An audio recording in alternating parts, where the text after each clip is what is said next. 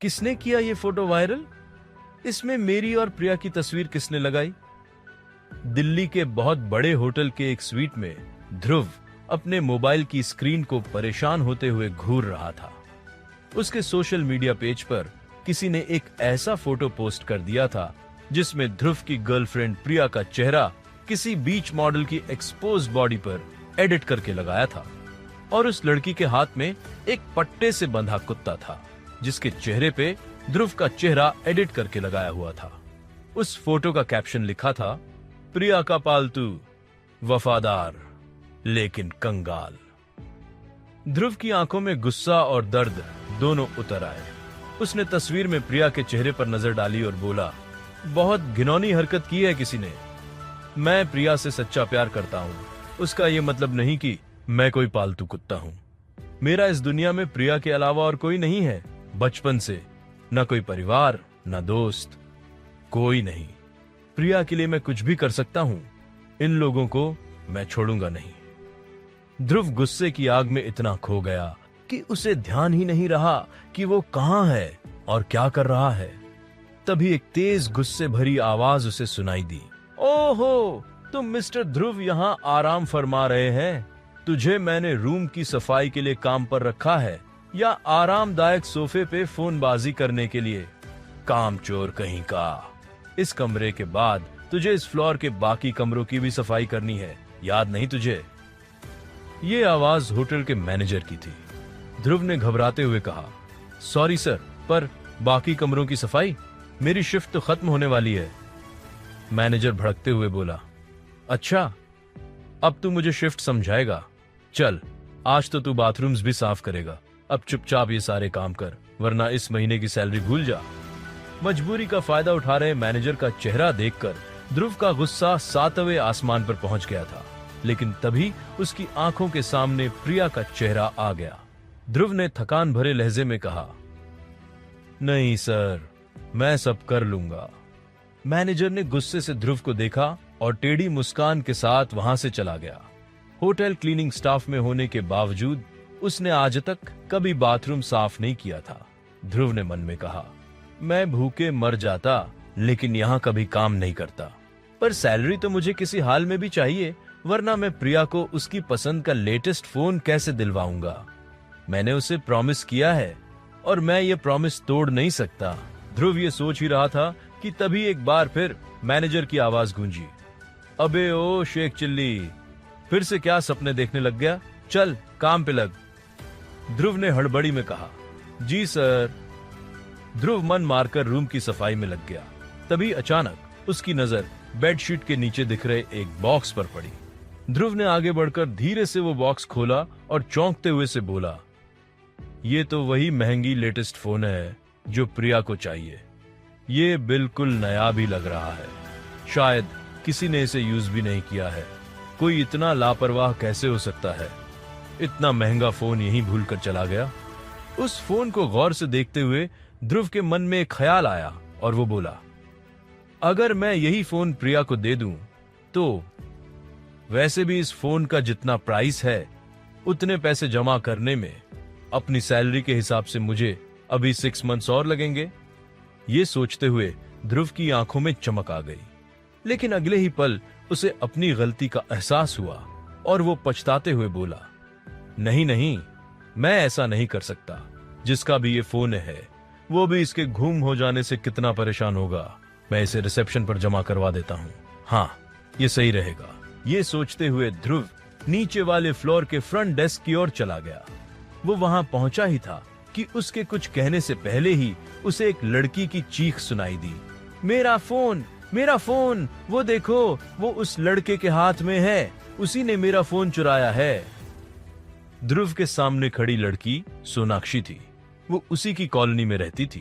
वो बोली, ध्रुव, तुम एक नाकारा और निकम्मे लड़के हो, ये तो मुझे पता था, लेकिन अब तुम चोरी भी करने लगे। ध्रुव हैरान होकर बोला, सोनाक्षी, मैंने तुम्हारा फोन नहीं चुराया, ये तो मुझे सफाई करते समय मिला है। सोनाक्षी चिल्लाई, लियर, झूठ, मैं तुम्हें अच्छी तरह से जानती हूँ, तुमने चोरी की है। सोनाक्षी की तेज आवाज सुनकर आसपास का होटल स्टाफ और बाकी गेस्ट्स भी इकट्ठा होने लगे। ध्रुव समझाते हुए बोला, सोनाक्षी प्लीज मेरा यकीन करो, मैं इस फोन को रिसेप्शन पे। इससे पहले कि ध्रुव आगे कुछ कहता, ये शोर शराबा सुनकर मैनेजर वहां आ गया और चिल्लाया, ध्रुव तेरी इतनी हिम्मत कि अब तू गेस्ट्स का सामान भी चोरी करने लगा? बस बहुत हो गया, तेरे जैसे चोर उचक्कों को मैं एक पल के लिए भी अपने यहां नहीं रख सकता। Get out of here. Sir please एक बार मेरी बात तो सुन लीजिए, मैंने फोन नहीं चुराया। शट अप ध्रुव, शुक्र मना कि मैं तुझे पुलिस के हवाले नहीं कर रहा। मैं चल निकल यहाँ से और अपनी सैलरी वैलरी भी भूल जाना। गार्ड्स इसे धक्के मारकर यहाँ से निकाल दो और आगे से ध्यान रखना, ये लड़का इस होटल के आसपास भी नजर नहीं आना चाहिए। गार्ड्स ने ध्रुव को पकड़ा और उसे होटल के बाहर फेंक दिया। जितना दुख उसे अपनी जॉब के जाने का नहीं था, उससे कहीं ज्यादा दुख उसे इस बात का था कि अब वो प्रिया को दिया प्रॉमिस कभी पूरा नहीं कर पाएगा। वो सोचने लगा, अब मैं प्रिया से क्या कहूंगा? कोई मुझ पर भरोसा करे ना करे, शायद वो तो मेरी बात पर जरूर यकीन करेगी। आखिर वो भी मुझसे बहुत प्यार करती है, उसे सब सच बताना ही होगा। प्रिया के ख्याल ने ध्रुव के दिल में थोड़ी सी हिम्मत बढ़ा दी थी। फिर भी वो उदास था। उसे पता ही नहीं चला कि कब वो मेट्रो में बैठा और कब रोहिणी में उतरा। कहने को वो रोहिणी में बनी एक बहुत ही पॉश कॉलोनी में रहता था, लेकिन उसका कमरा एक बिल्डिंग पर बनी बरसाती था, जहां वो 3 और लड़कों के साथ रहता था। जैसे ही वो अपने कमरे में पहुंचा, उसके रूममेट विशाल ने हंसते हुए कहा, अरे भाई देखो प्रिया का पेट आ गया। विशाल की बात सुनकर जतिन भी हंसने लगा और बोला, अबे विशाल, प्रिया मकान मालिक की बेटी है, उसका पेट बनने के कारण ही तो ध्रुव को यहाँ रहने की जगह मिली है। वैसे मानना पड़ेगा भाई ने बहुत सोचकर लड़की पटाई है। ध्रुव ने मुट्ठी बींच ली और चिल्लाया, जस्ट शट अप, मैं प्रिया से सच्चा प्यार करता हूं, समझे तुम लोग? विशाल मजाक उड़ाते हुए बोला, हाँ भाई समझ गए। वैसे तेरी मालकिन, मेरा मतलब है प्रिया कब से पार्क में तेरा वेट कर रही है, तेरा पट्टा लेकर। विशाल और जतिन सोशल मीडिया की उसकी तस्वीर का मजाक उड़ाते हुए जोर से हंसने लगे। ध्रुव ने गुस्से से उन्हें देखा और जल्दी से सीढ़ियों से उतरते हुए खुद से बोला, इस बार इन दोनों ने सारी लिमिट्स क्रॉस कर दी। अगर प्रिया मेरा वेट नहीं कर रही होती तो मैं इन्हें ऐसा जवाब देता जो ये सोच भी नहीं सकते थे। तभी ध्रुव का फोन बजा। उसने देखा किसी अननोन नंबर से कॉल था। ध्रुव ने जैसे ही कॉल पिक की, दूसरी तरफ से एक लड़की की आवाज आई। वो बोली, हेलो मिस्टर ध्रुव मित्तल, मेरा नाम मेघा देसाई है, मुझे आपको एक इंपॉर्टेंट न्यूज देनी है। ध्रुव हैरानी से बोला, कैसी न्यूज और आप हैं कौन? मेघा बोली, मैं मित्तल ग्रुप ऑफ इंडस्ट्रीज की एम्प्लॉई हूं और इंपॉर्टेंट न्यूज ये है कि आपको मित्तल ग्रुप ऑफ इंडस्ट्रीज का लीगल वारिस घोषित कर दिया गया है। अब से आप मित्तल ग्रुप्स की सारी कंपनीज, प्रॉपर्टीज और असेट्स के हकदार हैं। ध्रुव ने चिढ़ते हुए कहा, हाँ क्यों नहीं, अब ये भी कहिए कि बॉलीवुड का कोई मशहूर डायरेक्टर अपनी अगली फिल्म में मुझे हीरो कास्ट करने वाला है। इस पर मेघा बोली, मिस्टर ध्रुव, मैं मजाक नहीं कर रही हूं। मैं भी मजाक नहीं कर रहा हूं मैडम, मैं तुम जैसे स्कैमर्स को अच्छी तरह से जानता हूं, लेकिन इस बार तुमने गलत जगह नंबर मिला दिया है। मेरे पास से तुम्हें फूटी कौड़ी नहीं मिलेगी। इतना कहकर ध्रुव ने कॉल कट कर दी। उसकी फ्रस्ट्रेशन और भी बढ़ गई थी। तभी उसकी नजर प्रिया पर पड़ी, जो पार्क की बेंच पर बैठी थी। ध्रुव ने अपना मूड ठीक किया। चेहरे पर मुस्कुराहट लाते हुए वो प्रिया के पास गया। प्रिया उसे देखते ही बोली, ये क्या है ध्रुव, मैं पिछले 2 घंटे से यहाँ तुम्हारा वेट कर रही हूँ और तुम अब आ रहे हो? यू नो ना, आई हेट वेटिंग। सॉरी प्रिया, आज होटल में काम ज्यादा था तो मुझे देर तक रुकना पड़ा। फिर से excuses, I am fed up with your excuses Dhruv. Anyway, ये बताओ मेरे फोन का क्या हुआ? फोन की बात सुनते ही ध्रुव का दिल बैठ गया। वो बोला, Priya please give me some time, मैं बहुत जल्द तुम्हें वो फोन दिला दूंगा। प्लीज। ध्रुव, कब तक बहाने बनाते रहोगे? मुझे पता है वो फोन तुम्हारी हैसियत से बाहर है। फोन तो छोड़ो, तुमने तो पिछले 6 मंथ से घर का रेंट भी नहीं दिया है। तुम्हें पता है मेरे पापा तुमसे कितना गुस्सा है। मेरे कहने पर उन्होंने तुम्हें रहने की जगह दी, वरना तुम पता नहीं किस झुग्गी झोपड़ी में रह रहे होते। प्रिया की बातें ध्रुव को तीर की तरह चुभ रही थी, लेकिन इससे अनजान प्रिया ने बोलना जारी रखा। वो बोली, मुझे तो समझ में नहीं आता कि मैंने तुम जैसे लूजर से रिश्ता कैसे जोड़ लिया। तुम आज भी कंगाल हो और कल भी कंगाल ही रहोगे, और मैं अपनी लाइफ किसी कंगाल के साथ नहीं बिता सकती। इसलिए I think we should break up. Dhruv चौंकते हुए बोला, ये तुम क्या कह रही हो प्रिया? हम एक दूसरे से प्यार करते हैं। सिर्फ एक फोन की वजह से तुम मुझसे ब्रेकअप कैसे कर सकती हो? I know you love me. और ये कहते हुए ध्रुव ने प्रिया का हाथ पकड़ने की कोशिश की। प्रिया ने एक झटके से अपना हाथ छुड़ाते हुए कहा, डोंट बी सो स्टूपिड ध्रुव। ये प्यार व्यार सिर्फ किताबों और फिल्मों में अच्छा लगता है, और मैं इतनी बेवकूफ नहीं हूं जो प्यार के चक्कर में तुम जैसे लूजर के साथ अपनी जिंदगी खराब कर लूं। ध्रुव आखिरी कोशिश करते हुए बोला, प्रिया प्लीज इतनी जल्दबाजी में कोई डिसीजन मत लो। मैं तुम्हें प्रॉमिस करता हूं, मैं जल्द से जल्द तुम्हें वो फोन दिला दूंगा, चाहे उसके लिए मुझे कुछ भी करना पड़े। प्रिया ने एक झटके में कहा, जैसे क्या? चोरी जो तुमने होटल में की थी? पूरे मोहल्ले में ये बात सबको पता चल चुकी है। ये सुनकर ध्रुव हैरान रह गया। उसे समझते देर नहीं लगी कि सोनाक्षी ने वो बात हर जगह फैला दी थी। ध्रुव, मुझे अब तुम्हारी कोई जरूरत नहीं है। आई ऑलरेडी हैव समवन जो मेरी हर ख्वाहिश पूरी कर सकता है। I don't need you any more, bye forever. ये कहते हुए प्रिया वहां से चली गई। ध्रुव ने अभी अभी जो सुना था वो उस पर यकीन करने की कोशिश कर रहा था। प्रिया ने ना सिर्फ उससे रिश्ता तोड़ लिया था, बल्कि अपने लिए कोई और ढूंढ भी लिया था। आज का दिन ध्रुव की लाइफ का सबसे बुरा दिन साबित हुआ था। उस पर चोरी का इल्जाम लगा था, उसकी जॉब चली गई, और जिसे वो अपनी पूरी दुनिया मानता था, वो प्रिया भी अब उसे छोड़कर चली गई थी। जैसे ध्रुव के माँ बाप उसे बचपन में ही ठुकरा चुके थे। ध्रुव टूटे हुए दिल के साथ बोला, आज मुझे लाइफ का सबसे बड़ा लेसन मिला है। ये दुनिया आपको तभी रिस्पेक्ट देती है जब आपकी जेब में पैसा हो। हर कोई पैसे का यार है। पैसे के बिना ना इज्जत मिलती है और ना प्यार। और मेरे लिए तो इन सब चीजों के बारे में सोचना भी क्राइम है। मैं क्या करूं अब? तभी उसने देखा एक बड़ी सी काली कार वहां आकर रुकी। ये कार इतनी ज्यादा लग्जूरियस और महंगी थी कि सिर्फ ध्रुव ही नहीं, उस कॉलोनी के बाकी लोग भी उस कार को हैरानी से देख रहे थे, क्योंकि उस पॉश इलाके के लोगों के पास एक से एक महंगी गाड़ियां थीं, लेकिन उस कार के मुकाबले वो सब कुछ नहीं थी। उस कार को देख ध्रुव को अपनी नाकाबिलियत और गरीबी पे और गुस्सा आने लगा। वो इतना डिप्रेस्ड था कि उसने उस कार से अपना मुंह फेर लिया और चुपचाप वहां से जाने लगा। तभी उसने किसी को उसका नाम लेते सुना। ध्रुव ने हैरानी से पलटकर देखा तो एक लड़की कार से उतर रही थी। ध्रुव जहां खड़ा था वहीं रुक गया। वो लड़की ध्रुव के पास आई और बोली, मिस्टर ध्रुव, हेलो, मैं मेघा हूं। मैंने आपको थोड़ी देर पहले कॉल किया था। प्रिया के साथ हुई मुलाकात के बाद ध्रुव उस कॉल के बारे में भूल ही गया था, जिसे उसने एक स्कैम मानकर कट कर दिया था। मेघा की बात सुनकर उसे अचानक याद आया।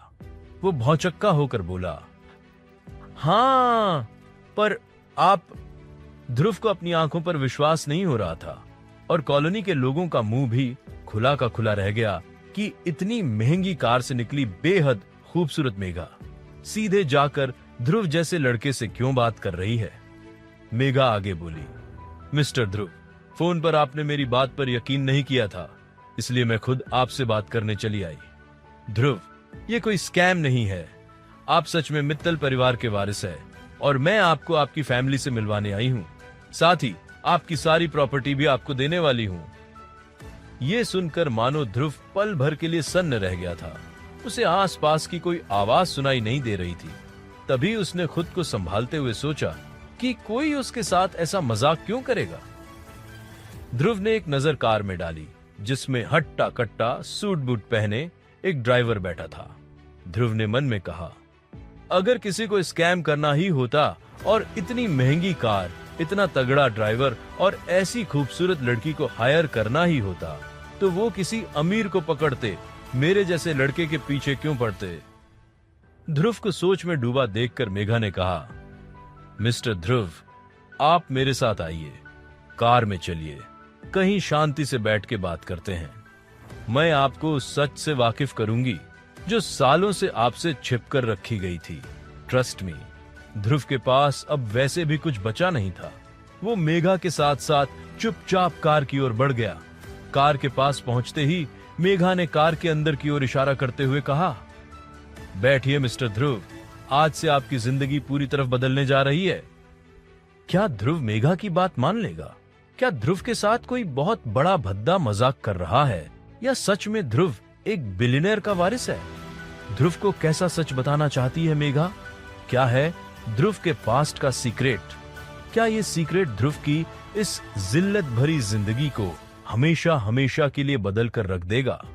अगर मेघा की कही बात सच निकली तो क्या करेगा ध्रुव ऐसी बेशुमार दौलत का? क्या होगा जब दुनिया को उसके बिलियनर होने के बारे में पता चलेगा? यहाँ से क्या मोड़ लेगी ध्रुव की लाइफ? ध्रुव को अभी अभी बताया गया था कि वो मित्तल परिवार का वारिस है, पर उसे अब भी इस बात पर यकीन ही नहीं हो रहा था। उसे फिर सोचते देख मेघा ने कहा, मिस्टर मित्तल, आप रुक क्यों गए? चलिए। ध्रुव को अचानक से कुछ अजीब सा महसूस हुआ और वो गाड़ी से पीछे हटने लगा। मेघा ने आखिरी कोशिश करते हुए कहा, मिस्टर मित्तल, जरा सोचिए, भला मैं आपसे कोई मजाक या धोखा क्यों करूंगी? और अगर ऐसा ही करना होता तो मुझे इस वक्त यहां आने की क्या जरूरत थी? क्या कोई धोखेबाज कभी खुद अपने निशाने के सामने जाता है? ध्रुव ये सुनकर सोच में पड़ गया। बात तो ये सही बोल रही है। अगर ये कोई धोखेबाज होती तो यहां क्यों आती, वो भी इतनी बड़ी और महंगी गाड़ी से?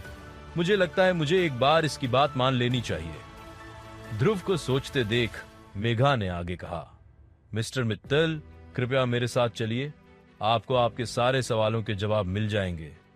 ध्रुव ने एक पल सोचा और फिर वो हिचकते हुए गाड़ी में जाकर बैठ गया। कॉलोनी के लोग ध्रुव को उस गाड़ी के अंदर जाते देख हक्के बक्के रह गए थे। ध्रुव के घर के सामने रहने वाले गुप्ता जी ने अपने साथ खड़े आदमी से कहा, ये इतनी बड़ी गाड़ी इस फटीचर के लिए आई थी। इधर गाड़ी में बैठा ध्रुव भी कम हैरान नहीं था। उसकी नजर गाड़ी के चालक की कलाई पर पड़ी। सोने की घड़ी देखते ही वो सोचने लगा, इस चालक की हैसियत देखकर तो लगता है ये लोग हद से ज्यादा अमीर हैं। ये चक्कर कुछ समझ में नहीं आ रहा। गाड़ी के थोड़ी दूर बढ़ते ही ध्रुव बोला, मेघा जी, अब बताइए, आखिर ये सब क्या है? मैं मित्तल परिवार का वारिस कैसे हो सकता हूँ?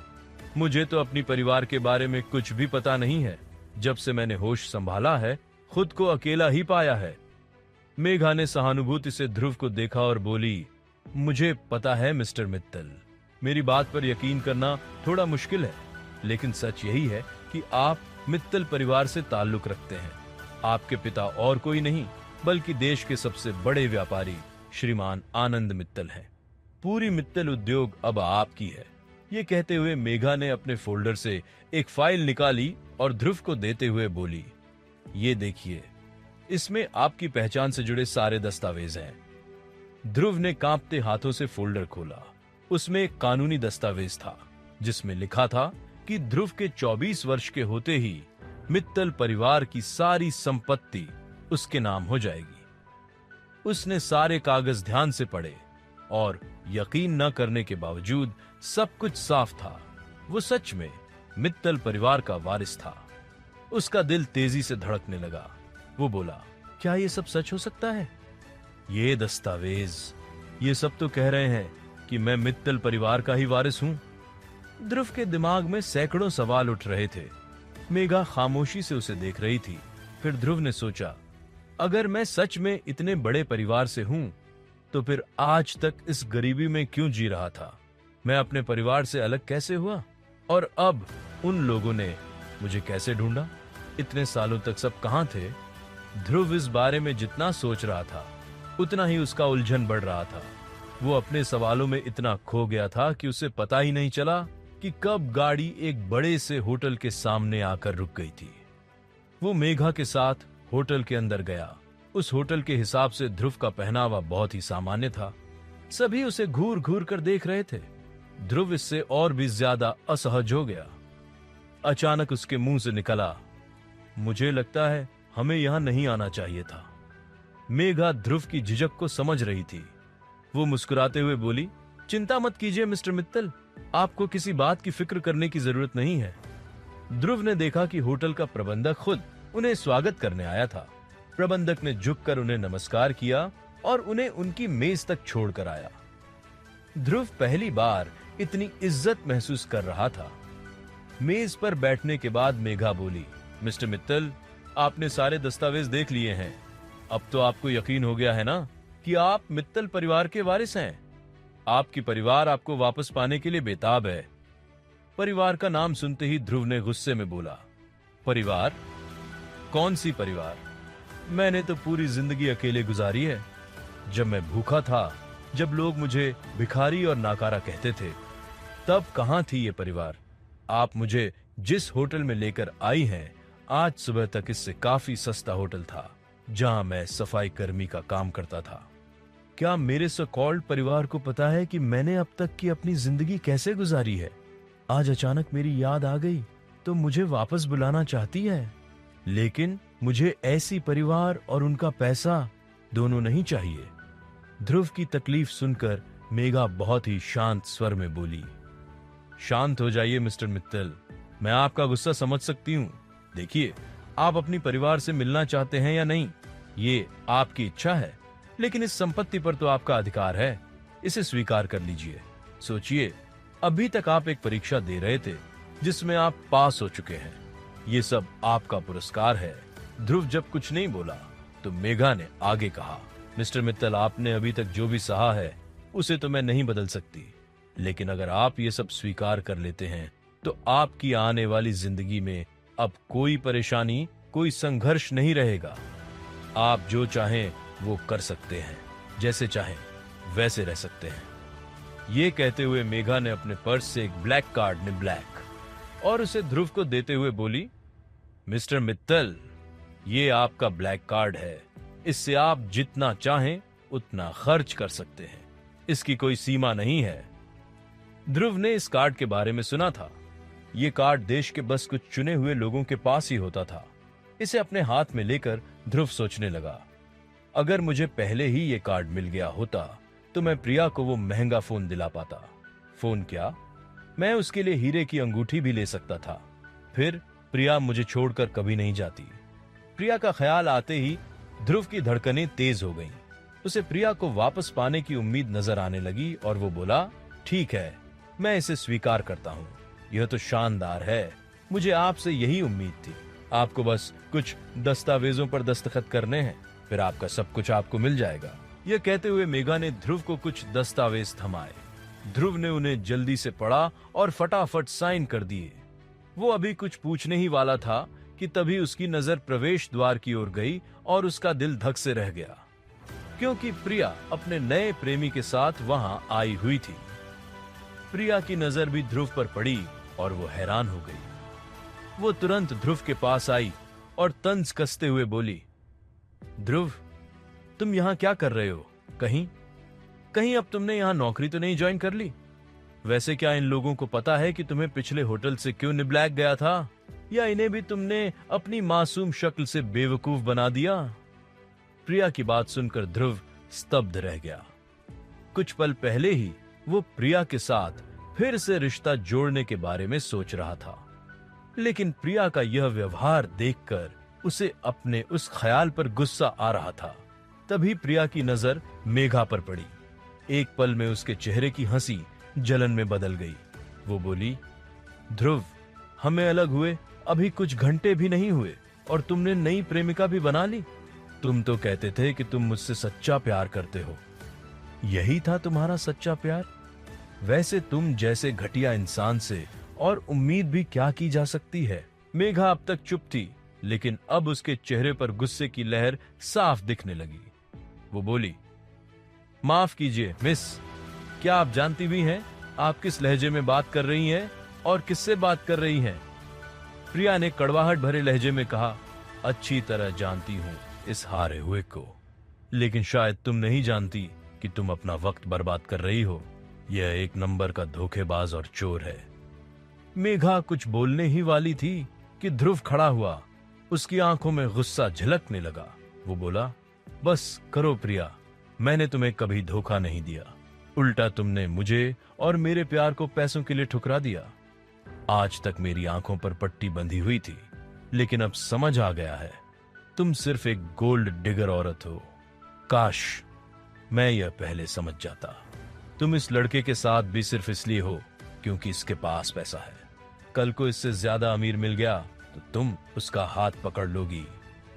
ध्रुव की बात सुनकर प्रिया का ध्यान आयुष पर गया, जिसके साथ वो आई थी।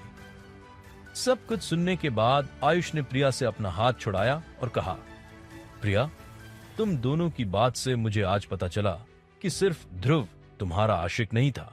तुम हम दोनों को एक साथ डेट कर रही थी। तुम झूठी हो और मैं ऐसी किसी लड़की के साथ कोई रिश्ता नहीं रखना चाहता। यह कहकर आयुष गुस्से में वहां से चला गया। ध्रुव ने जाते हुए आयुष को देखा और मुस्कुराते हुए बोला, देख क्या रही हो प्रिया, जल्दी अपने एटीएम के पीछे भागो वरना बैलेंस कम हो जाएगा।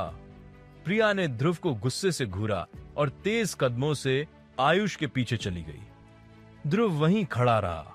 उसकी आंखों में थोड़ा दर्द तो था, लेकिन प्रिया का सच जानने का सुकून भी था। मेघा उठकर ध्रुव के पास आई और बोली, मिस्टर मित्तल, आप ठीक है ना? ध्रुव ने धीरे से हाँ में सिर हिलाया। मेघा ने मुस्कुराते हुए कहा, ठीक है, तो मैं चलती हूँ। आपको कोई जरूरत हो तो कृपया मुझे फोन कर लीजिएगा। मेघा के जाने के बाद ध्रुव ने एक बार फिर अपने काले कार्ड को देखा और खुद को यकीन दिलाने लगा, अब वो एक अरबपति था। रात को जब ध्रुव घर लौटा, उसके दिल और दिमाग में जैसे कोई तूफान चल रहा था। एक ही दिन में जिंदगी ने ऐसा पलटा मारा था जैसे कोई फिल्म का मोड़ हो। उसे देखते ही विकास, जतिन और विराट ने उससे बात करने की कोशिश की, लेकिन ध्रुव चुपचाप बिस्तर पर गिर पड़ा, बिना एक शब्द बोले। आंखें बंद थीं, लेकिन नींद कोसों दूर, क्योंकि आज उसके खाते में इतने पैसे थे जिससे वो उस पूरी कॉलोनी को चुटकी में खरीद सकता था। अगली सुबह ध्रुव सबसे पहले बैंक गया। बैंक में प्रवेश करते ही वो विशेष ग्राहक खंड की ओर बढ़ा। तभी बैंक की नकद भुगतान अधिकारी की नजर उस पर पड़ी और वो चिल्लाकर बोली, हेलो सर, आप वहां कहां जा रहे हैं? क्या काम है आपको? ध्रुव ने शालीनता से उत्तर दिया, मुझे पैसे निकालने हैं। अधिकारी ने थोड़ा गुस्से से ध्रुव को देखा और बोली, पैसे निकालने के लिए एटीएम भी होता है। मुझे उम्मीद है इतना तो आपको पता होगा। जिधर आप जा रहे थे वह विशेष ग्राहक खंड है। वह सिर्फ हमारे कुछ खास ग्राहकों के लिए है। कोई भी आम आदमी वहां नहीं जा सकता।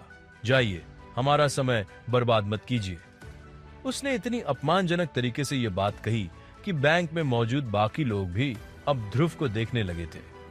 ध्रुव कोई जवाब देता उससे पहले नकद काउंटर पर खड़ी एक लड़की ने कहा, मैडम, जहां तक मुझे पता है आपको यहां ग्राहकों को सेवा देने के लिए रखा गया है, ना कि उन्हें अपमानित करने के लिए। ध्रुव हैरानी से उस लड़की को देखने लगा। उसने चेहरे पर मास्क लगाया हुआ था, पर उसकी आंखों और हाव भाव से वह बेहद सुंदर लग रही थी। अधिकारी ने उसे जवाब दिया, मैम, आप खुद ही इन्हें देखिए, क्या ये विशेष ग्राहक हो सकते हैं? ऐसे लोगों की वजह से हमारा समय और छवि दोनों खराब होते हैं। इस पर लड़की ने भी गुस्से में कहा, किसी के पहनावे से आप कैसे अंदाजा लगा सकती हैं कि वह कैसा व्यक्ति है? क्या इस बैंक में सिर्फ अमीर ग्राहकों की ही इज्जत की जाती है? अगर किसी के पास पैसे नहीं हैं या कम पैसे हैं, तो क्या वह सम्मान का हकदार नहीं है? अधिकारी को कोई जवाब नहीं सूझ रहा था। वहीं ध्रुव भी मंत्रमुग्ध होकर उस लड़की की बातें सुन रहा था। आज जिंदगी में पहली बार किसी ने उसे उसके पहनावे से नहीं, बल्कि उसके हक के लिए आवाज उठाई थी। अधिकारी ने शर्मिंदा होकर ध्रुव की ओर देखा और कहा, ठीक है सर, बताइए आपको कितना रुपया निकालना है? ध्रुव कैशियर की ओर देखने लगा। तभी वह मास्क वाली लड़की बैंक से बाहर जाने लगी। ध्रुव ने जल्दी से पलटकर देखा, लेकिन तब तक वह लड़की जा चुकी थी। ध्रुव को अफसोस हो रहा था कि वह उसे धन्यवाद भी नहीं बोल पाया। उसे बस उस लड़की का हेम आकार का कंगन दिखा था। ध्रुव ने अपनी जेब से ब्लैक कार्ड ने ब्लैक और कैशियर की ओर बढ़ा दिया। ब्लैक कार्ड देखते ही कैशियर की आंखें हैरानी से फैल गईं, क्योंकि ब्लैक कार्ड इतना दुर्लभ था कि देश के गिने चुने बैंकर ही उसे देख पाए थे। वह अपनी कुर्सी से उठ खड़ी हुई और लड़खड़ाती आवाज में बोली, ये ब्लैक कार्ड है सर, मुझे माफ कीजिए, मुझे नहीं पता था आप ब्लैक कार्ड धारक हैं। कृपया आइए, हमारे विशेष कक्ष में चलिए। ध्रुव का आत्मविश्वास दोगुना हो गया था। थोड़ी ही देर में बैंक का प्रबंधक भी ध्रुव के सामने खड़ा था। ध्रुव ने अपने काले कार्ड के माध्यम से 30 लाख रुपए निकाले। जैसे ही नोटों का बंडल उसके सामने आया, उसकी आंखें चमकने लगीं। उसने कभी एक साथ इतने पैसे सपने में भी नहीं देखे थे। उसे याद आया कि वह इन पैसों को रखने के लिए कुछ साथ नहीं लाया था। उसने बैंक से ही एक प्लास्टिक थैला लिया और पैसे उसमें रखकर वापस घर की ओर चल दिया। उसे बार बार एम अक्षर वाले कंगन वाली लड़की की याद आ रही थी। कॉलोनी में घुसते ही वह सोचने लगा, जिन जिन लोगों ने आज तक मुझे गरीब और कंगाल समझकर बेइज्जत किया है, अब उन सबको बताऊंगा कि मैं कौन हूं। अब वक्त आ गया है बुरे लोगों को सबक सिखाने का। ध्रुव जैसे ही घर के पास पहुंचा, उसकी नजर विकास और जतिन पर पड़ी। उनके साथ कुछ और लड़के खड़े थे, जिनमें से एक था रोहन खन्ना। रोहन भी एक बहुत ही पैसे वाले परिवार से था। इसी कारण कॉलोनी के बाकी लड़के उसके आगे पीछे घूमते थे। ध्रुव को देखते ही रोहन ने व्यंग्य से मुस्कुराकर कहा, विकास देख, तेरा रूममेट वापस आ गया और मैंने सुना है प्रिया ने आखिरकार अपने इस पालतू से पीछा छुड़ा लिया।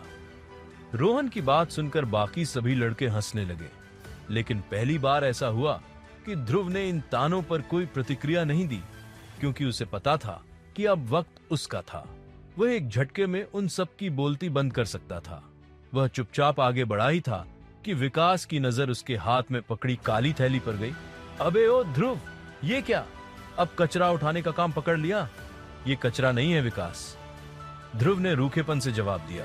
तभी रोहन हंसते हुए बोला, अच्छा तो क्या है? खजाना? चल दिखाना, हम भी तो देखें इसमें क्या है। ध्रुव ने उन्हें नजरअंदाज कर वहां से जाने का सोचा, लेकिन रोहन ने आगे बढ़कर ध्रुव का रास्ता रोक लिया। बस करो रोहन, मुझे जाने दो। अबे ऐसे कैसे जाने देंगे, पहले जरा देख तो लें कि इस थैली में क्या है। यह कहते हुए रोहन ने ध्रुव से वह थैली छीनने की कोशिश की। ध्रुव ने थैली को कसकर पकड़ लिया, लेकिन रोहन ने झपट्टा मारकर थैली छीन ली। ऐसा करने में थैली फट गई और उसके अंदर रखे नोट जमीन पर बिखर गए। यह देखकर सभी लड़कों के मुंह खुले रह गए। विशाल ने पैसों का एक बंडल उठाया और बोला, भाई ये तो सब असली नोट हैं। ध्रुव के पास इतने पैसे कहां से आ गए? सभी हैरानी से ध्रुव को देख रहे थे, कोई शक से तो कोई स्तब्धता से। क्या ध्रुव सबको सच्चाई बता देगा या चलाएगा कोई और पैंतरा? क्या होगा जब सबको ध्रुव के खरबपति होने का सच पता चलेगा? क्या ध्रुव बैंक में मिली उस मास्क वाली लड़की से फिर कभी मिल पाएगा? क्या होगा जब प्रिया को ध्रुव की अमीरी का पता चलेगा? क्या ध्रुव की सारी समस्याएं खत्म हो जाएंगी या वह पैसों की वजह से किसी नई मुसीबत में फंस जाएगा? रोहन की वजह से ध्रुव का नोटों वाला बैग फट गया था और नोटों के सारे बंडल जमीन पर गिर गए थे। ये देखकर रोहन और बाकी लड़के हैरान रह गए। जतिन उन नोटों को देखता हुआ बोला, ध्रुव तेरे पास इतने सारे पैसे कैसे आए? रोहन ने मुंह बिगाड़ते हुए कहा, यह भी कोई सवाल है? साफ नजर आ रहा है कि इसने कहीं बड़ा हाथ साफ किया है। बता ध्रुव, कहां से चुराए ये पैसे? विशाल ने रोहन की हां में हां मिलाते हुए कहा, रोहन सही कह रहा है।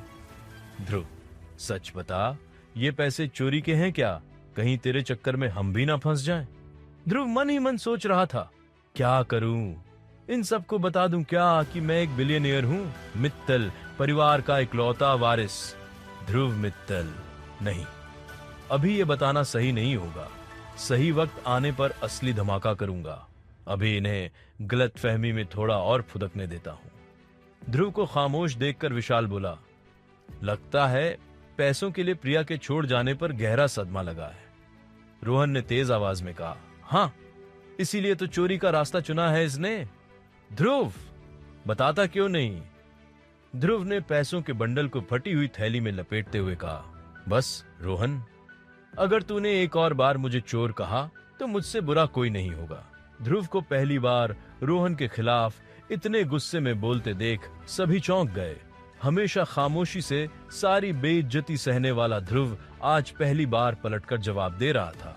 रोहन भी कुछ गुस्से में बोलने ही वाला था, लेकिन उससे पहले जतिन बोला, ध्रुव, अगर तूने चोरी नहीं की तो बताता क्यों नहीं कि इतने पैसे तुझे मिले कैसे? ध्रुव ने कुछ सोचा और बेरुखी से जवाब दिया, लॉटरी। ये पैसे मैंने लॉटरी में जीते हैं। ये सुनते ही विशाल और जतिन की आंखों में चमक आ गई। विशाल नकली विनम्रता दिखाते हुए बोला, क्या बात है ध्रुव, तू तो बहुत लक वाला निकला। मौका परस्त जतिन भी देखा देखी में ध्रुव के गले में हाथ डालते हुए बोला, हाँ भाई, हमारे दोस्त ने लॉटरी जीती है, ये कोई छोटी बात थोड़ी है, इस बात पर पार्टी तो बनती है। ध्रुव को विशाल और जतिन की आंखों में लालच साफ नजर आ रहा था। कुछ सेकंड पहले जो उसे चोर बुला रहे थे, वही अब दोस्ती का दिखावा कर रहे थे। ध्रुव ने मन में सोचा, इतनी जल्दी तो गिरगिट भी रंग नहीं बदलता, जितनी जल्दी पैसे देखकर ये लोग बदल गए। लोग सही कहते हैं, पैसे से बड़ी और कोई ताकत नहीं होती। ध्रुव को चुप देखकर विशाल बोला, क्या हुआ भाई? क्या सोचने लग गया? पार्टी तो देगा ना? ध्रुव ने बेमन से कहा, ठीक है, आज रात को मेरी तरफ से पार्टी। रोहन के चेहरे पर जलन और गुस्सा साफ नजर आ रहा था। वह चिढ़ते हुए बोला, पार्टी? किसी ठेले पर पाव भाजी या मोमोज खिलाने को पार्टी नहीं कहते। तुमसे ये किसने कहा कि मैं स्ट्रीट फूड की पार्टी देने वाला हूं? ये कहते हुए ध्रुव ने जतिन और विशाल की ओर देखा और बोला, जगह तुम दोनों डिसाइड करो, जहां कहोगे मैं वहीं पार्टी दूंगा। जतिन और विशाल खुशी के मारे उछलने लगे। विशाल बोला, भाई, अगर ऐसी बात है तो फिर जो रोहिणी सर्कल पर नया रेस्टोरेंट खुला है ना, वहीं चलते हैं। मेरा बड़ा मन है वहां जाने का। ध्रुव के जवाब देने से पहले रोहन बोला, कर दी ना तुम दोनों ने छोटी बात। तुम लोगों की सोच और स्टैंडर्ड्स इन छोटे रेस्टोरेंट जितने ही हैं। अरे भाई, अगर ध्रुव पार्टी दे ही रहा है तो क्यों ना किसी अच्छी और बड़ी जगह सेलिब्रेट करे, है ना ध्रुव? ध्रुव रोहन की बातों में छिपी चालाकी समझ रहा था। वह बोला, ठीक है रोहन, तो तुम बताओ, तुम्हें कहां चाहिए पार्टी? रोहन के चेहरे पर जीत की मुस्कान आ गई। वह बोला, द ग्रैंड इंपीरियल। रोहन की बात सुनते ही सबके मुंह खुले के खुले रह गए। The grand imperial south Delhi का एक 7 स्टार होटल था, जहां सिर्फ एलिट क्लास के लोगों को ही एंट्री मिलती थी। वहां हर किसी को आने नहीं दिया जाता था। रोहन आगे बोला, ध्रुव, तू हम सब के लिए बुकिंग करवा लेगा ना? ध्रुव ने भी उस होटल के बारे में अपनी पिछली नौकरी के दौरान सुना था, जहां उसके साथ काम करने वालों ने बताया था कि उस होटल में छोटा सा भी काम मिल जाए तो इंसान की जिंदगी सुधर जाती है।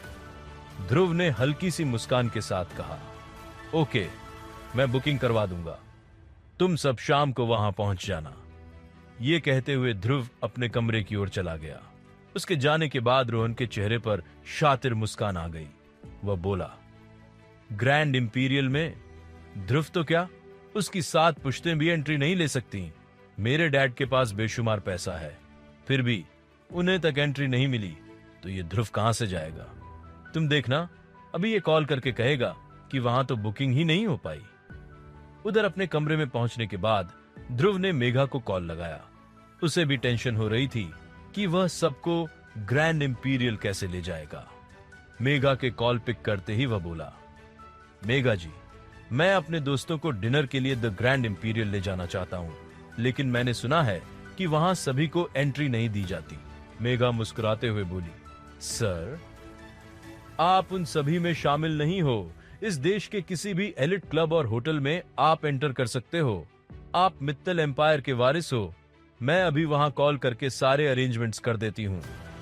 ध्रुव ने धन्यवाद बोलकर कॉल काट तो दिया, लेकिन उसे अब भी विश्वास नहीं हो रहा था कि ये सब कैसे हो गया।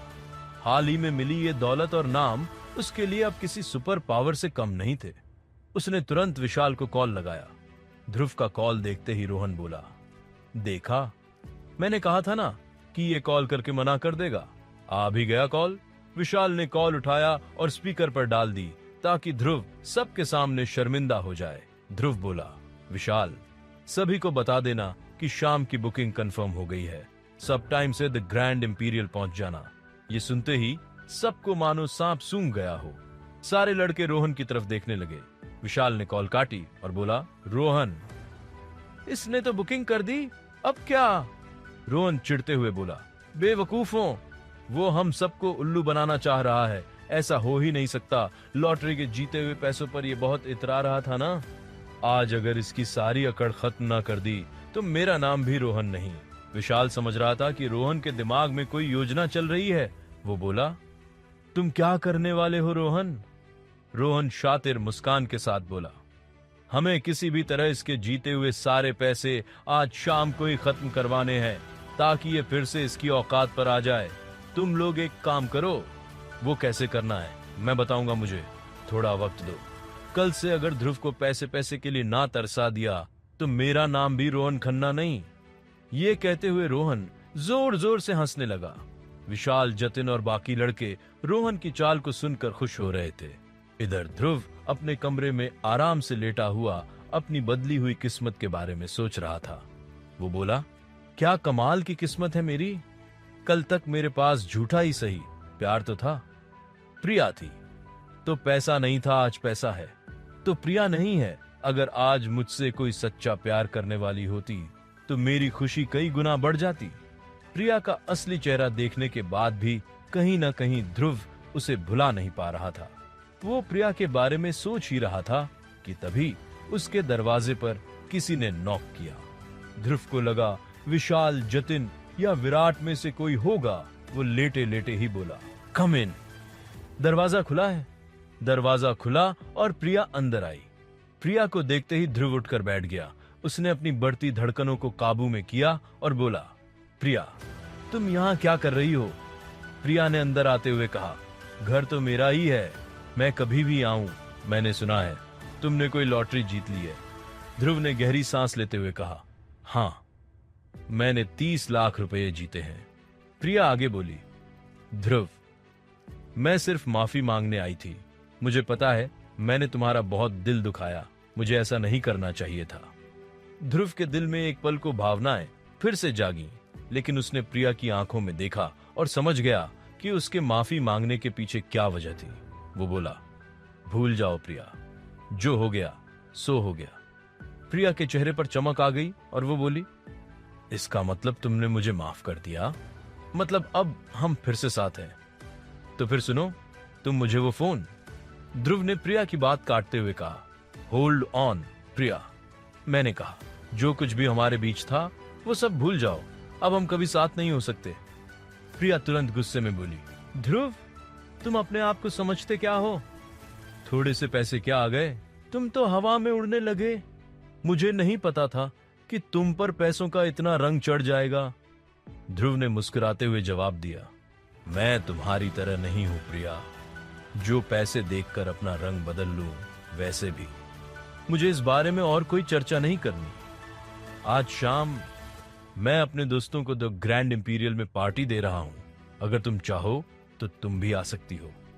होटल का नाम सुनते ही प्रिया की आंखें बड़ी हो गईं। वो बोली, the grand imperial, of course मैं जरूर आऊंगी। ध्रुव ने फिर प्रिया को बाहर का रास्ता दिखाया। प्रिया हैरानी से बाहर निकलते हुए सोचने लगी, इससे बड़ा बेवकूफ मैंने आज तक नहीं देखा। ये सारे जीते हुए पैसे सबको खाना खिलाने में ही उड़ा देगा। इससे तो अच्छा होता कि ये मुझसे पैचअप कर लेता। कम से कम मुझे वो फोन ही दिला देता। मैंने भी जल्दबाजी में ब्रेकअप कर लिया, लेकिन मुझे क्या पता था कि मुझसे अलग होते ही इसकी किस्मत ऐसे खुल जाएगी। प्रिया ये सोचती हुई चली गई। उसके जाते ही विशाल और जतिन रूम में आए। वो दोनों बहुत उत्साहित लग रहे थे। जतिन बोला, ध्रुव, क्या बात है, आज पहली बार प्रिया खुद चलकर तेरे इस जुगाड़ू कमरे में आई। मुझे तो अब भी यकीन नहीं हो रहा कि तू हम सबको इतनी बड़ी जगह पार्टी दे रहा है। सच में तूने तो हमारी लाइफ बना दी। जतिन की बात खत्म हुई ही थी कि विशाल ने आंख मारते हुए उसे कुछ इशारा किया और बोला, अच्छा ध्रुव, अगर हम अपने कुछ और दोस्तों को भी साथ ले आएं तो तू माइंड तो नहीं करेगा ना? ध्रुव उन लोगों की चाल को अच्छे से समझ रहा था। वो बोला, विशाल, तुम्हें जिन्हें भी बुलाना है बुला लेना। ध्रुव का आत्मविश्वास देखकर विशाल और जतिन के चेहरे से मुस्कान गायब हो गई। उन्होंने सोचा था कि उनकी बात सुनकर ध्रुव तनाव में आ जाएगा, लेकिन ध्रुव तो बहुत ही शांत और निश्चिंत था। विशाल जल्दी से अपना फोन लेकर बाहर आ गया और उसने रोहन को कॉल करके सब बता दिया। रोहन बोला, चिंता मत कर विशाल, इस बार मैं ध्रुव को बचने का कोई मौका नहीं दूंगा। तुम शाम को तैयार रहना, आज की शाम बहुत धमाकेदार होने वाली है। शाम को ध्रुव तैयार होकर जब अपने कमरे से निकला तो उसने देखा कि नीचे विशाल और जतिन के साथ करीब 10 से 15 लड़के खड़े थे। वहीं एक कोने में प्रिया और उसकी 2 सहेलियां भी खड़ी थीं। उनमें से एक को ध्रुव पहचानता था। वो उसे देखकर बोला, शनाया तुम यहां? शनाया ने इतराते हुए कहा, हाँ, वो मैंने सुना कि तुम आज पार्टी दे रहे हो तो मैं भी चली आई। ये कहते हुए वो ध्रुव के करीब आई और उसके हाथ में हाथ डालते हुए बोली, तुम जानते हो ध्रुव, मैं हमेशा से जानती थी कि तुम सबसे अलग हो, सबसे खास हो, लेकिन तुम प्रिया के साथ कमिटेड थे, इसलिए मैं कभी तुमसे अपने दिल की बात कह नहीं पाई। लेकिन अब जब तुम और प्रिया अलग हो गए हो तो। शनाया की बातें सुनकर प्रिया को बहुत तेज गुस्सा आ रहा था। वो मन में बोली, कितनी कमीनी है ये शनाया, मैंने इसे पार्टी के लिए बुलाया और ये मेरे ही बॉयफ्रेंड पर डोरे डाल रही है। कहीं ध्रुव इसके जाल में फंस ना जाए। इधर ध्रुव शनाया के बहुत करीब आने से असहज महसूस कर रहा था। उसने धीरे से शनाया का हाथ दूर किया और बोला, मुझे खेद है शनाया, लेकिन मैं अकेला ही ठीक हूं। ध्रुव की बात सुनकर शनाया के चेहरे पर चिढ़ और प्रिया के चेहरे पर हंसी नजर आने लगी। ध्रुव ने उन दोनों को ही नजरअंदाज किया और बोला, चलो दोस्तों, हमें देर हो रही है। ध्रुव का ये आत्मविश्वास देखकर सभी लड़के जल भुन कर रह गए। ध्रुव ने अपनी बात खत्म की ही थी कि तभी एक बड़ी सी कार उसके सामने आकर रुकी। ध्रुव ने कैब सेवा की सबसे महंगी कार अपने लिए बुक की थी। कार को देखते ही सभी प्रभावित हो गए। ध्रुव कार में जाकर बैठ गया। विशाल और जतिन भी उसके पीछे गए, लेकिन ध्रुव ने कार का दरवाजा बंद करते हुए कहा, माफ करना दोस्तों, लेकिन मैंने सिर्फ डिनर का वादा किया था, तुम्हारे आने जाने का नहीं। विशाल चौंकते हुए बोला, तो फिर हम लोग कैसे आएंगे? ध्रुव ने मुस्कुराते हुए जवाब दिया, वो तुम पर है, मैं तुम लोगों का द ग्रैंड इंपीरियल में इंतजार करूंगा। अलविदा। ये कहते हुए ध्रुव वहां से चला गया। द ग्रैंड इंपीरियल कम से कम 15 किलोमीटर दूर था। वहां तक टैक्सी से जाना बहुत महंगा पड़ने वाला था। सभी सोच में पड़ गए कि अब क्या करें। तभी रोहन वहां अपनी कार से आया। उसके साथ सोनाक्षी भी थी। सोनाक्षी वही थी जिसने ध्रुव पर फोन चोरी करने का इल्जाम लगाया था। सोनाक्षी को रोहन के साथ देखकर जतिन बोला, रोहन, सोनाक्षी तुम्हारे साथ क्या कर रही है? रोहन ने जतिन को थोड़ा किनारे ले जाकर धीमे स्वर में कहा, यार, कब से इसे पटाने का मौका ढूंढ रहा था। आज द ग्रैंड इंपीरियल में डिनर करने के नाम पर यह साथ आने के लिए तैयार हो गई। मैंने इसे कहा है कि यह डिनर मैं दे रहा हूं। जतिन रोहन की चालाकी पर मुस्कुरा दिया। तभी रोहन ने बाकी सभी को परेशान देखकर पूछा, क्या हुआ? तुम लोग ऐसे क्यों खड़े हो? विशाल ने बताया कि ध्रुव कैसे उन्हें छोड़कर चला गया। सब कुछ सुनने के बाद रोहन बोला, अच्छा, तो पैसों के साथ साथ ध्रुव में समझदारी भी आ गई है। उसने सोचा कि उसके ऐसा करने से हम सब उतनी दूर जाकर पैसे खर्च नहीं करेंगे और वो अपनी झूठी पार्टी में हमारे नहीं आने का बहाना बनाकर बच जाएगा। अच्छा सोचा, पर तुम लोग फिक्र मत करो, थोड़ी देर में मैं उसकी ऐसी हालत करूंगा कि वो उस पल को कोसेगा जब उसने लॉटरी जीती थी। अब सुनो सब लोग, हम भी उसी शानदार कैब से जाएंगे जिससे ध्रुव गया है। विशाल ने आंखें बड़ी करते हुए कहा, रोहन, तुम पागल हो गए हो? इतनी दूर ऐसी शानदार कैब में जाना तुम अफोर्ड कर सकते हो, हम नहीं। रोहन ने हंसते हुए कहा, तुमसे किसने कहा कि कैब के पैसे तुम्हें देने हैं? ध्रुव को तो एंट्री ही नहीं मिली होगी तो हमें पार्टी कैसे देगा? इसलिए कैब का सारा किराया हम प्यारे ध्रुव से वसूलेंगे और बाकी पैसे भी उड़ाएंगे। तुम लोग बस चलो। सभी ये बात सुनकर खुश हो गए थे। सभी ने रोहन की बात मानकर शानदार कैब बुक कर ली और डिड ग्रैंड इंपीरियल के लिए निकल पड़े।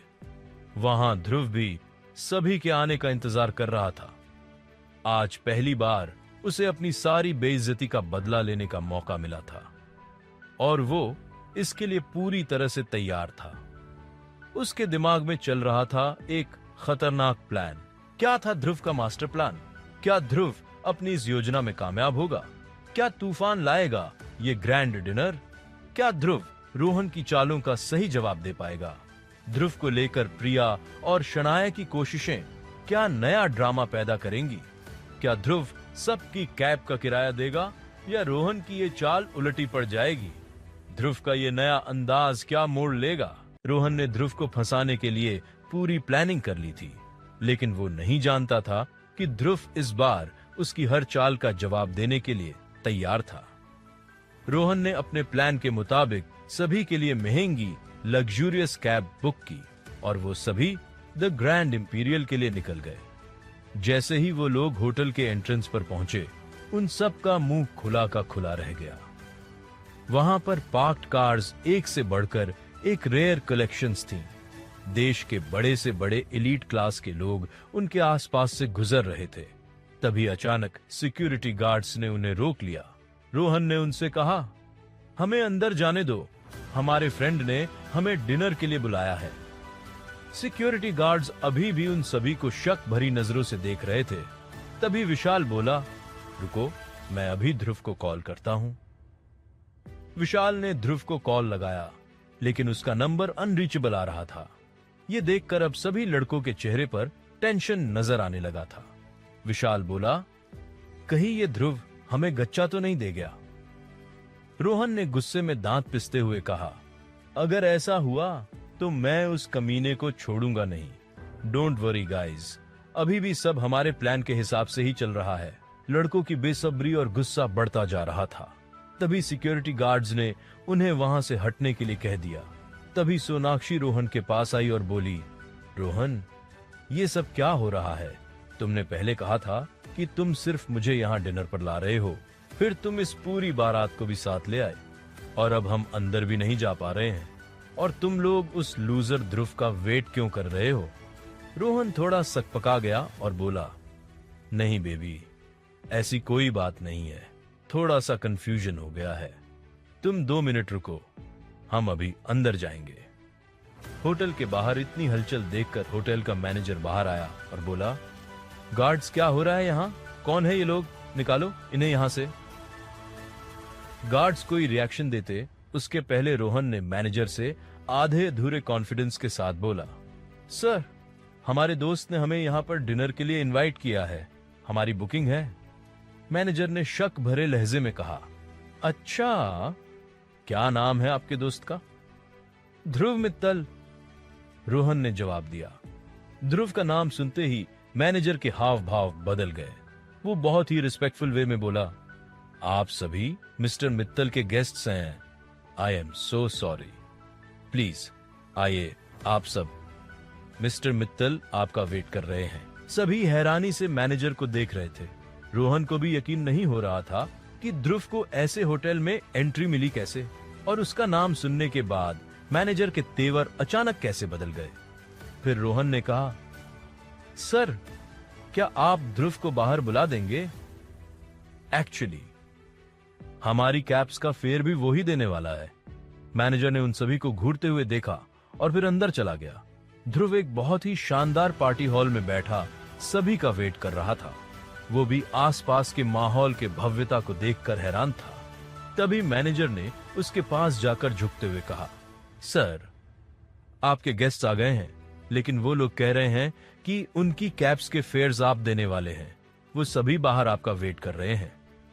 ध्रुव ने एक पल सोचा और फिर बोला, ठीक है, मैं देखता हूं। ध्रुव मैनेजर के साथ बाहर आ गया।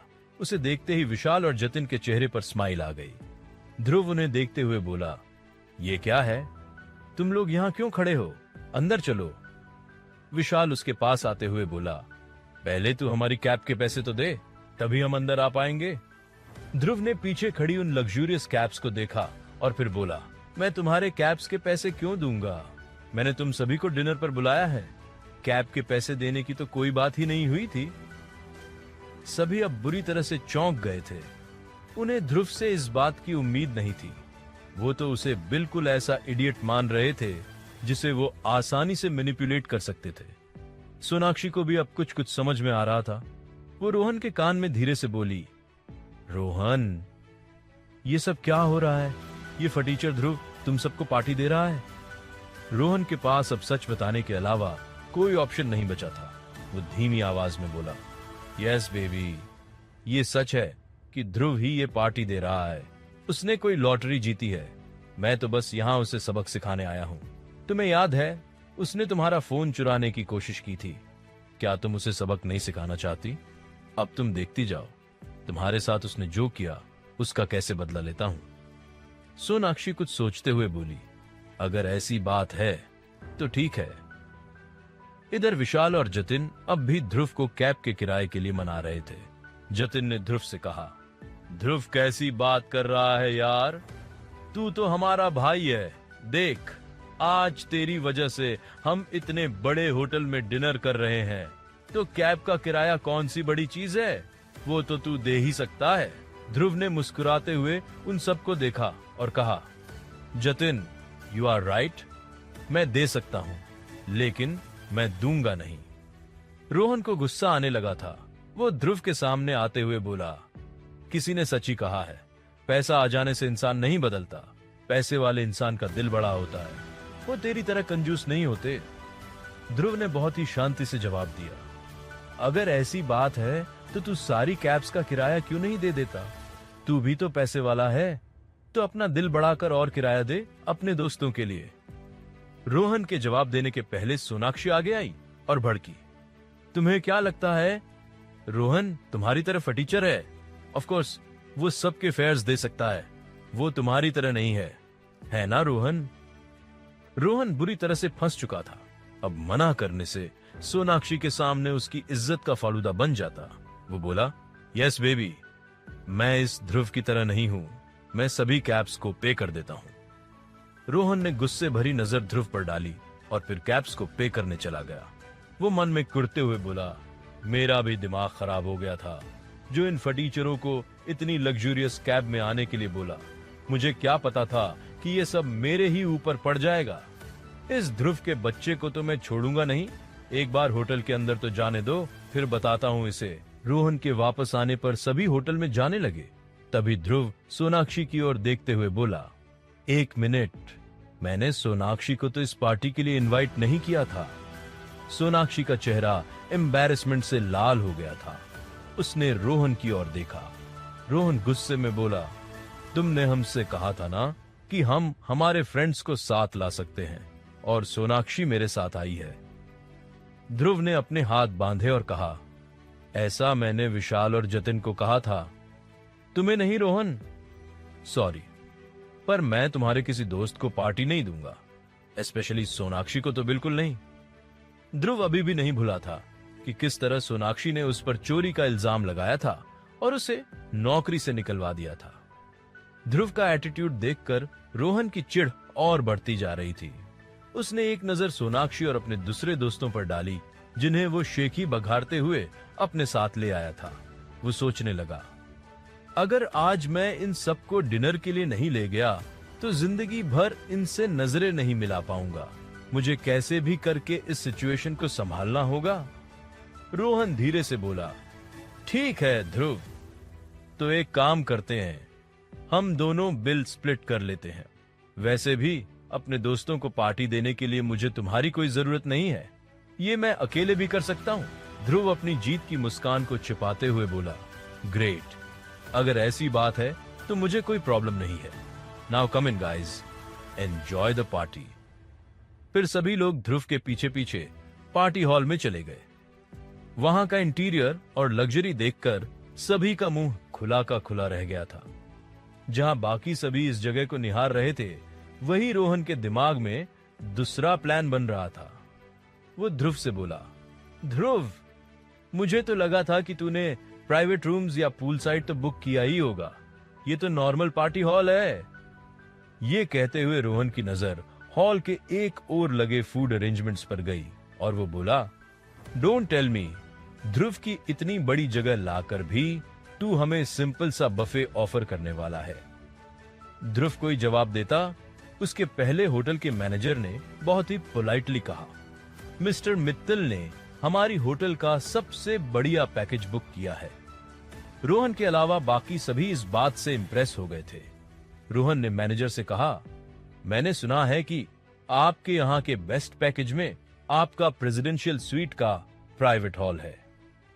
आपने बिल्कुल ठीक सुना है सर, वहां सिर्फ हमारे वीआईपी स्पेशल गेस्ट्स और उनके इनवाइट्स ही जा सकते हैं, मैनेजर ने जवाब दिया। रोहन सार्कास्टिकली मुस्कुराते हुए बोला, ओह, इसका मतलब ध्रुव हमें वहां नहीं ले जा सकता।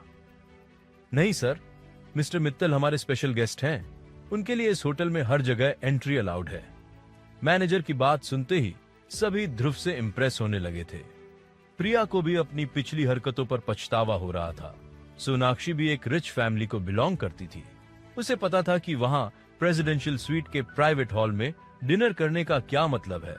वो हैरान होकर बोली, Rohan, I am impressed. You know, मेरे पापा यहाँ 2-3 बार आए हैं, लेकिन वो भी आज तक उस प्राइवेट हॉल में नहीं गए हैं। ध्रुव हमें वहां ले जा रहा है, दिस इज ग्रेट। सोनाक्षी की बात सुनकर रोहन की जलन और बढ़ गई थी। उसे खुद भी समझ में नहीं आ रहा था कि मैनेजर ध्रुव को इतना स्पेशल ट्रीटमेंट क्यों दे रहा था। उसके पास सिर्फ कुछ ही लाख रुपए थे, जबकि रोहन एक करोड़पति फैमिली से था। रोहन को कंफ्यूज देख ध्रुव एक गहरी सांस लेते हुए बोला, मैनेजर, क्या आप अभी हमारे लिए वो प्राइवेट हॉल रेडी कर सकते हैं? जी सर, अभी सारे अरेंजमेंट्स करवाता हूं। मैनेजर सर झुकाकर वहां से चला गया। ध्रुव ने रोहन को देखते हुए कहा, आई होप तुम्हें याद होगा कि हम बिल स्प्लिट करने वाले हैं। रोहन बिना कोई जवाब दिए प्राइवेट हॉल की ओर चल दिया। वो मन में सोच रहा था, ध्रुव, मुझे फंसाकर तूने अच्छा नहीं किया, अब तू देख मैं क्या करता हूं। प्रेसिडेंशियल स्वीट का प्राइवेट हॉल किसी महल के शाही कमरे जैसा लग रहा था। वहां की हर चीज एंटीक थी। रोहन को छोड़कर बाकी सभी ध्रुव की तारीफ करते नहीं थक रहे थे। ध्रुव जैसे ही अपनी चेयर पर बैठा, प्रिया और शनाया ने उसके पास बैठने के लिए मानो दौड़ लगा दी। शनाया प्रिया से पहले ध्रुव के पास पहुंच गई थी। वो उसके पास वाली चेयर पर बैठते हुए बोली, ध्रुव, थैंक यू सो मच मुझे यहां लाने के लिए। रियली, तुम बहुत अच्छे हो, लेकिन कुछ लोगों को तुम्हारी कद्र ही नहीं है। शनाया ने यह बात प्रिया की तरफ देखते हुए कही थी। प्रिया ने गुस्से से उसे देखते हुए सोचा, शनाया, चुड़ैल, तुम जितनी भी कोशिश कर लो, लेकिन ध्रुव को मुझसे नहीं छीन पाओगी। इस इमोशनल फूल को फिर से कैसे अपने काबू में करना है, मैं अच्छे से जानती हूँ। मैंने ऐसे ही इसे अपना पालतू नहीं बनाया था। इसका पट्टा अब भी मेरे ही हाथ में है। आई विश ये इडियट अपना सारा पैसा आज ही ना उड़ा दे, वरना मेरे लिए तो कुछ बचेगा ही नहीं। इधर प्रिया और शनाया अपनी साजिशों में उलझी थी, तो वहां रोहन ध्रुव से बदला लेने की ठान चुका था। उसने मेन्यू देखकर ढेर सारी सबसे महंगी डिशेस ऑर्डर कर दी और फिर वो ध्रुव को देखकर मुस्कुराते हुए बोला, ध्रुव, तुम्हें इस ऑर्डर से कोई प्रॉब्लम तो नहीं है ना? ये सब थोड़ा कॉस्टली है। ऑफ कोर्स मुझे प्रॉब्लम है रोहन, ध्रुव ने एटीट्यूड के साथ कहा। फिर वो आगे बोला, हम इतने सारे लोग हैं और तुमने सिर्फ इतना सा ही खाना ऑर्डर किया है। रुको, अब मैं ऑर्डर करता हूं। ध्रुव ने वेटर को बुलाकर मेन्यू लिया और सारा ऑर्डर सीधे डबल कर दिया। इतना ही नहीं, उसने इसके अलावा भी बहुत सारी एक्सपेंसिव डिशेस और ड्रिंक्स भी ऑर्डर कर दी। ध्रुव को ऑर्डर देते देख जतिन ने विशाल के कान में कहा, ये ध्रुव कहीं पागल तो नहीं हो गया है ना? जितना ऑर्डर इसने दिया है उसके हिसाब से तो बिल इसके जीते हुए पैसे से डबल आने वाला है। रोहन ने भी जतिन की बातें सुन ली थी और वो टेंशन में आ गया था, क्योंकि वो ध्रुव के साथ इस बिल को शेयर करने वाला था। तो अगर ध्रुव का सारा पैसा लग जाएगा, मतलब उसे भी उतना ही अमाउंट देना पड़ेगा, और उसके पास तो इतने पैसे थे ही नहीं। वो बोला, ध्रुव, तुम्हें अंदाजा भी है कि इन सब का बिल कितना आने वाला है? ध्रुव ने बहुत ही लाइटली कहा, रोहन, तुम बिल से क्यों डर रहे हो? हम यहाँ एंजॉय करने आए हैं, लेट्स एंजॉय। थोड़ी ही देर में वेटर्स सारा खाना और ड्रिंक लेकर आ गए थे। सभी भरपूर तरीके से एंजॉय कर रहे थे सिवाय रोहन के। उसके चेहरे पर पसीना नजर आने लगा था। अचानक उसने कुछ सोचा और वो खड़े होते हुए बोला, मैं वॉशरूम से आता हूं। इतना कहकर रोहन वहां से चला गया और ध्रुव उसे जाते हुए देख सोच रहा था, रोहन, आज तुम चाहे जितना जोर लगा लो लेकिन मुझे नहीं हरा पाओगे। ये खेल तुमने शुरू किया था लेकिन अब खत्म मैं करूंगा। रोहन हॉल से बाहर आया और हॉल की ओर देखते हुए बोला, ये ध्रुव 2 दिन का अमीर है, इसे हिसाब लगाना नहीं आता लगता है। ध्रुव, तू नहीं जानता कि ओवर स्मार्ट बनने के चक्कर में तू कहां फंस गया है। मैं यहां से जा रहा हूं, अब यहां का पूरा बिल तुझे ही देना होगा, जो तू दे ही नहीं पाएगा, और उसके बाद तेरे साथ जो होगा वो देखने के लिए मैं बेताब हूं। रोहन के चेहरे पर एक शैतानी स्माइल थी। क्या रोहन ध्रुव को चकमा देकर भागने में कामयाब हो जाएगा? ध्रुव रोहन की इस चाल का जवाब कैसे देगा? क्या प्रिया और शनाया अपने इरादों में कामयाब हो पाएंगी? अब इस डिनर पार्टी में क्या नया ट्विस्ट आने वाला था? क्या ध्रुव फंस जाएगा बहुत बड़ी मुसीबत में? ध्रुव या रोहन, कौन मारेगा बाजी? आगे की कहानी जानने के लिए डिस्क्रिप्शन में दी लिंक से डाउनलोड करें पॉकेट FM ऐप।